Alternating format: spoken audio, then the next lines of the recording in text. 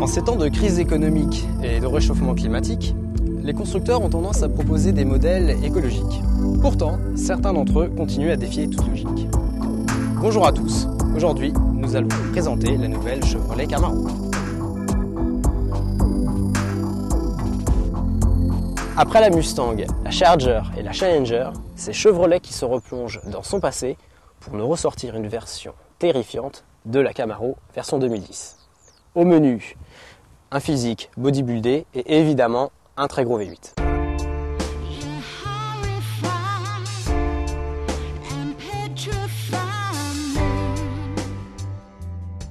L'attente de 3 ans n'aura pas été vaine, car comme vous pouvez le voir, la ligne de cette Camaro est terriblement séduisante. Outre ses ailes bodybuildées et son capot bombé, elle a une face avant et un profil extrêmement agressif. Ici, avec en option le pack effet de sol composé d'un bouclier avant, de jupe latérale et d'un diffuseur arrière. Notons que sur la version 2SS, des jantes de 20 pouces sont disponibles ainsi qu'un freinage Brembo. Bien entendu, tout ceci ne serait rien sans la pièce maîtresse qui est évidemment le V8 6 litres 2 de 426 chevaux. Reste à voir maintenant comment tout ce beau monde se comporte sur route ouverte. Alors, le V8, c'est du bonheur. Les 426 chevaux sont bien là, il n'y a pas de souci. La boîte est assez ferme et précise, même si sur la deuxième ça accroche un petit peu. En tout cas, on est vraiment poussé à exploiter cette machine. C'est un vrai régal comparé à la Mustang ou à la Challenger. Il y a tout ce qu'il faut au niveau des manos, des compteurs, rien de superflu. Et c'est vraiment très orienté conduite et plaisir de pilotage.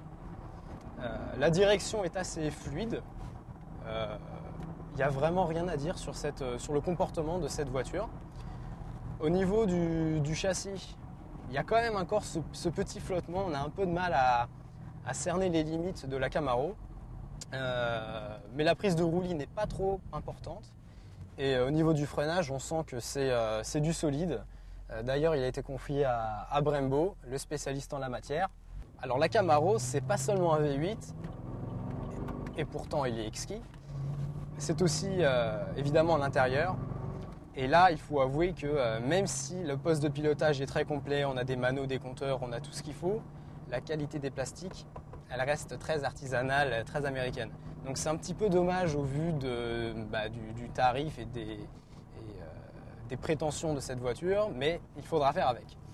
Pour le reste, on notera qu'il y a quand même pas mal de place, que les sièges baquets sont assez enveloppants et que même au niveau des places arrière, on peut voyager à 4 sans aucun souci.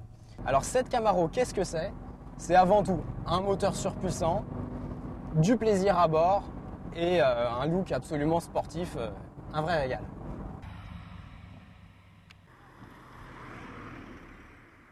Alors finalement, à qui s'adresse cette Chevrolet Camaro ? Eh bien tous ceux qui adorent le mythe de cette voiture et qui ont attendu si longtemps pour la voir. Et peut-être aussi ceux qui ont été déçus par la Mustang ou par la Challenger. Car contrairement à ses adversaires, la Camaro possède de vraies qualités dynamiques qui vous permettront de l'emmener sur circuit. Maintenant, il faut dire 2 petites choses au sujet de cette voiture. Tout d'abord, General Motors ne l'importera pas en Europe pour des raisons que nous connaissons. Il vous faudra donc vous tourner vers des importateurs spécialisés.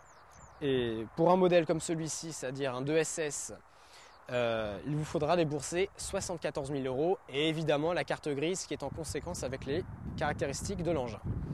Mais rappelons que la Camaro a failli ne jamais voir le jour et que c'est peut-être une des dernières muscle cars que nous avons l'occasion de voir sur nos routes. Alors profitons-en, pour une fois oublions bonus écologique et impact environnemental, car tout cela ne risque de ne pas durer.